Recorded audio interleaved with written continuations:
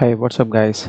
So in this video we are going to see how to install Kali OS on the host system. So with the help of virtualization software like VMware or VirtualBox. Before that, I want to give a quick overview on the virtualization architecture. So in this diagram, this is the host machine. This host machine can be a Windows, Mac, Linux, or any other home OS. So on top of that, what we are going to do, we are going to install virtual machine. So here I am using the VirtualBox. So inside this VirtualBox, so I am going to create a multiple guest machines. So in this case, we are going to install the Kali Linux. Okay, let's continue our installation process. That we have to download the host packages from virtualbox.org. So I am using the Windows OS as a host. So I am going to download this host package, and also we have to download the extension package here. So next we have to download the Kali images from the kali.org download website. See here we can see a lot of download links there.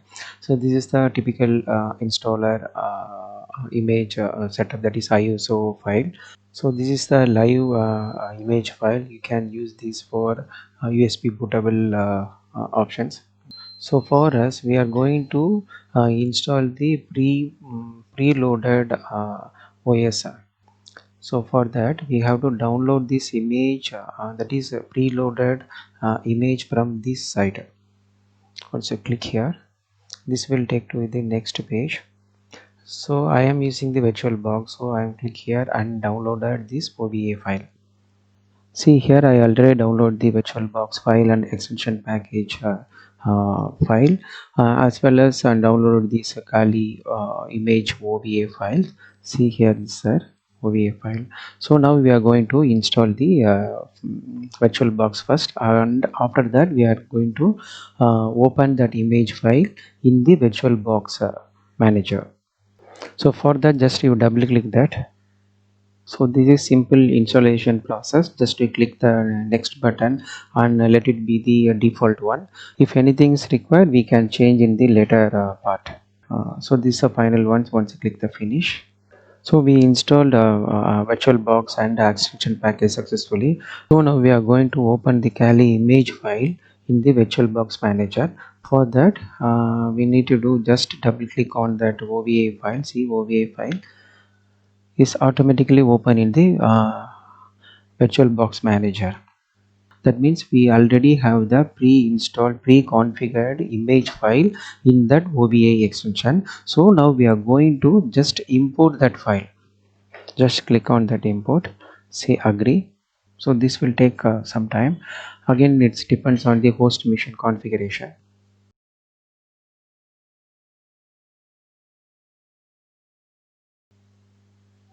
Is completed.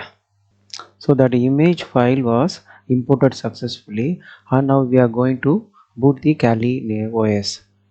For that, just click on the start button.